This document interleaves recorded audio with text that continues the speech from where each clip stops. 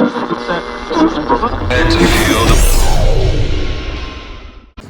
loss on Friday night. Can you talk us through it?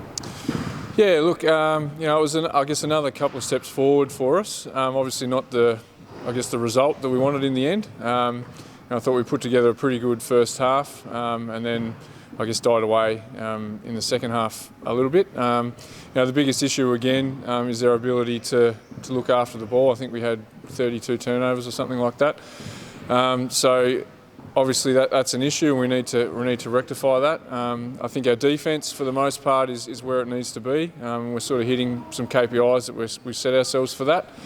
But again, we've just got to get better at looking after the ball, dealing with that physical pressure, and being able to get through our offence. And you came up against the Thunder, obviously an unknown opponent. Who really put their hands up for them, and who surprised you? Yeah, look, Matty Garrick, we knew coming in was always going to be a tough cover for us. I thought our guards did a really good job to contain her. She still had 23 points or whatever it was, but she never sort of got away from us if you look at it that way. And then Andrillo, I guess, was another player that we sort of didn't know much about, and came in, and I think she scored 23 also. So aside from that, it was more so not so much what the opposition did against us. It was more what we did to ourselves, I suppose. And whilst that is frustrating, I guess the good thing is that our issues are issues that are things that we can control, and we sort of knew coming into the season that they would probably rear their heads for a few weeks until we sort of found our feet.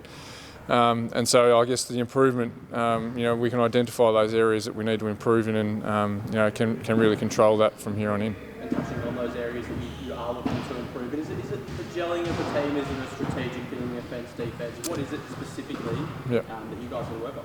Yeah, look, I think it really just comes down to being able to deal with that physical pressure. I think, coming into it, we knew that was going to be an issue. We have a really young team. At the moment, I think the team that will take the court on Friday, we have 2 players in their 30s, 1 player in their late 20s, and everyone else is 22 or under, and most of those are actually under 20. So the reality is, for players of that age, playing at this level is physically challenging, and we don't really have, a physically mature group yet. But again, we knew that coming in, and that was a challenge that we sort of took on when we decided that we sort of needed to rebuild this team. Again, obviously the results so far haven't been what we've liked, but we are ticking some boxes in terms of the way that we want to play and the goals that we've set ourselves. And we've just got to keep plugging away at the areas that we need to improve in. Physicality is obviously such a difficult area to hone in on mid-season, let alone in pre-season. Yep. What actionable steps are you going to take to amend that so you can be competitive in this competition? Yeah, look, we've got the girls in the gym working. But obviously, there are quite a lot of young bodies, so we can't really do a whole heap to change their bodies at this time while they're still growing and things of that nature. So it's more about, I guess, at this stage, putting that physical pressure on ourselves at training against each other, so that when we get out there on a Friday night, we're accustomed to that. And we have focused on that and done the best we can with that, but nothing, I guess, compares to the game situation when you're playing in front of 500 or 600 people that we do at home. And for a young player, that's a difficult thing to get a hold of first up. So we knew that coming in that was probably going to be an issue, and we probably wouldn't find our feet for a few weeks with that. And I guess at the moment, because of that, we're sort of overloading some of our more experienced players to sort of shield some of our younger players from that whilst they're not quite ready. And that's sort of coming back to bite us in the second half when we sort of get a little bit tired. So at some stage we're going to have to rip that Band-Aid off and set them free and let them have a crack at it. But we're doing our best at this stage to sort of keep moving in that direction. And I think despite the results, we're pretty happy with the direction that we're heading. And take us back to Friday night. Who put their hand up for the Chargers? Who were you?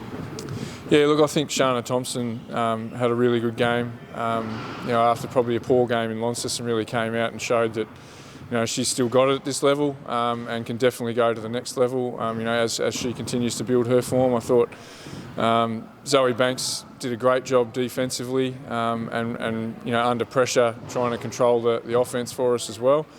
And then obviously Angie had a really great first half, and then sort of tailed off a little bit as she got tired in the second half. So there are some really pleasing signs there, and we know there's a lot more capability in the group that we can improve on. So our job now is just to continue taking those steps forward one at a time, and hopefully this week, we put a really good half together last week, and hopefully it's quarters 3 and 4 this week.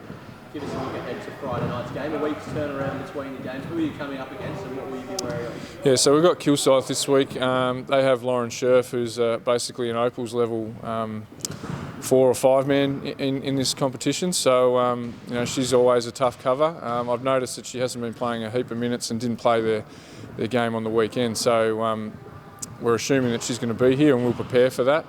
Outside of that, again, they're a little bit unknown as well. They've got a lot of locals and an import from Britain, I believe. So again, we're going to have to do our homework and get ourselves prepared for that one. But again, the focus really comes down to things that we can control. I think if we can get control of our turnovers and keep sticking to our structures offensively, and keep playing the defence that we've been playing the last couple of weeks, I think we'll be in most games, and that will be the same this Friday night.